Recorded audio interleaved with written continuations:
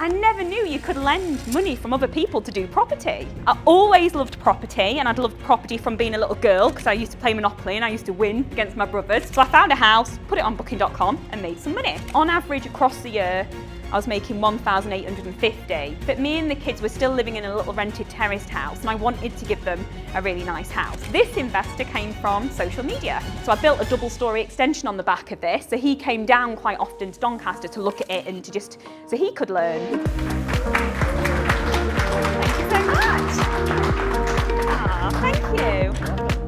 Thank you so much. It's my first time in Northern Ireland, which is exciting. So what I want to do today is just take you through my story. So I went from being £24,000 in debt to building a £10 million GDV property portfolio in just 7 years. I had 2 little kids at the time, Thomas and Ellie, and life was hard. I got taught, like many of you, go to school, get a good job, work up the career ladder, pay off your mortgage, pay into your pension, and work until you're 65, 70, and that's a good life. I always loved property, and I'd loved property from being a little girl because I used to play Monopoly and I used to win against my brothers, so I knew I'd be good at property, just doing it in the real world. So that's how I decided to start. And then I was seeing all these people that just like seem to live the best life, money. And then it comes back to how can I make as much money as possible? Property. So that night in my little rented house with my kids, did some Googling, and I found a guy called Paul Smith. And Paul Smith talked about joint ventures. Well, this was like a light bulb going off in my head. I never knew you could lend money from other people to do property. But I thought, I need to meet that guy. And that guy had done loads and loads of property, but he taught me how to raise money from other people. In debt, as a single mum, living in a rented house, I raised my first £100,000 from my dentist. His problem was, he was running a dental practice, he had a lot of money, and his business was building up a lot of cash. He'd love to do property, but he didn't have time. Just before I met my dentist, I did rent to rent. So I thought, I don't have any money, buying property seems a bit scary, so I'm gonna go and rent property and put it on booking.com and see what happens. At this point, no one had told me this would be difficult.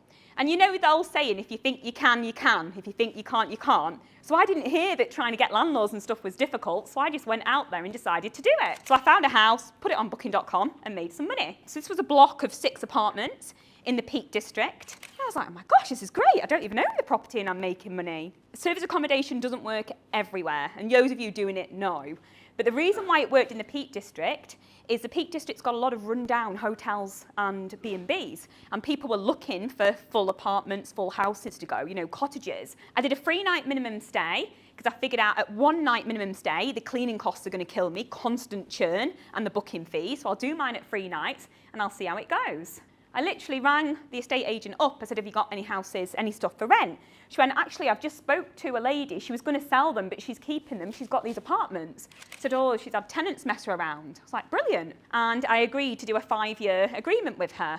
Pay her $1,390 rent per month for the 2. I didn't pay a deposit because I was a limited company and we did a lease agreement. So my nightly rate, depending on the season, was $170 to $250 a night.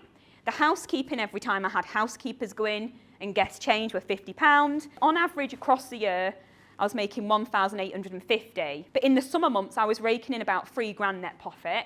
In the winter, I was probably doing £500, but I was really chuffed that I managed to do it. So when I come to have my teeth done with my dentist, and I thought I'm going to go and raise some finance, I was showing him these, and he was so impressed. He was running a dental practice, he had a lot of money, and his business was building up a lot of cash.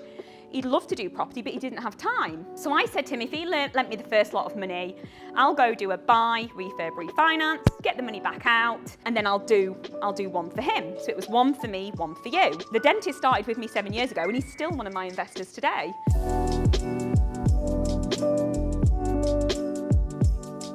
I then went on to do this one. At the time, this was about after my first year in property, I'd done really well, managed to pay my debt off, but me and the kids were still living in a little rented terraced house, and I wanted to give them a really nice house. I bought this on market, but I got 40 grand knocked off, which I was really excited about. And this had been owned by a woman that lived in Europe. She inherited it. She was an accidental landlord. Tenants had been in it for 12 years while she'd owned it, and she'd not done a thing to it. Tenants moved out, and she thought, crap, what, you know, there's all compliance now. I need to do stuff. So I came in with a cash offer and I got an investor to lend me the money again. This investor came from social media, and out of the blue, this message came through saying, Abby, I've got a load of money in the bank, would love to work with you, can we do something? At the time, I was only taking money and giving it back after 12 months for return. I said, the only way I can work with you is lending me money for a year, I'll give you first charge on the property, you get it back after a year, and I'll pay you about 8 to 10%.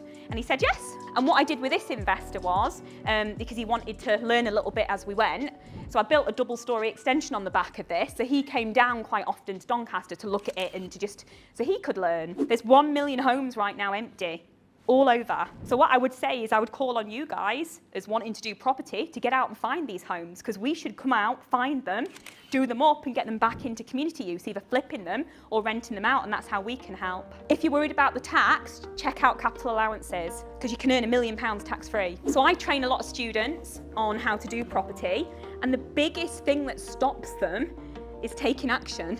My advice to anyone is just to go after whatever you want. Do it properly, have plan B, have plan C, but if you do it right, my gosh, you could build so amazing things.